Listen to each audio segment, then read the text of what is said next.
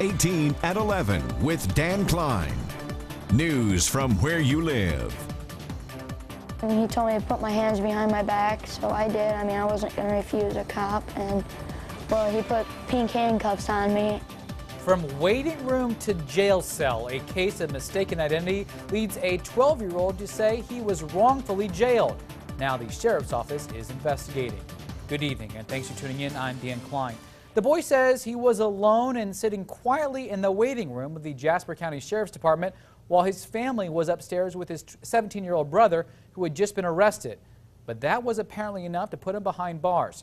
News Channel 18's Krista Henry joins us now. And Krista, it sounds like it was a terrifying experience. Well, Dan, you could imagine as a 12-year-old getting patted down, handcuffed, and put into a holding cell when you have done nothing wrong. Definitely would be terrifying, and that's what happened to Jacob MAGRUDER Sunday. Meanwhile, Jasper County Sheriff Terry Reisner says this is an ongoing internal investigation. He's holding his belt in one hand, and he has tears coming down his eyes. I said, Jacob, what's the matter? What happened? Where were you? He said, I was in jail. I said, you were in jail. I said, did you ask them to show you around?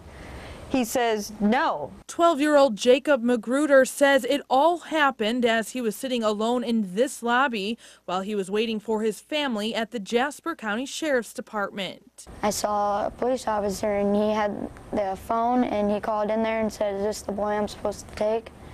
And the woman in there said, yeah. Jacob says he was then asked to stand up as the officer patted him down. He said, can you put your hands on the wall and spread your feet out? And he checked me, and he's like, just to make sure you don't have no weapons on you or nothing. The boy says he was then taken behind a closed door and put in a holding cell. And this lady came, and she says, can you get in this cell for me? And I was like, sure.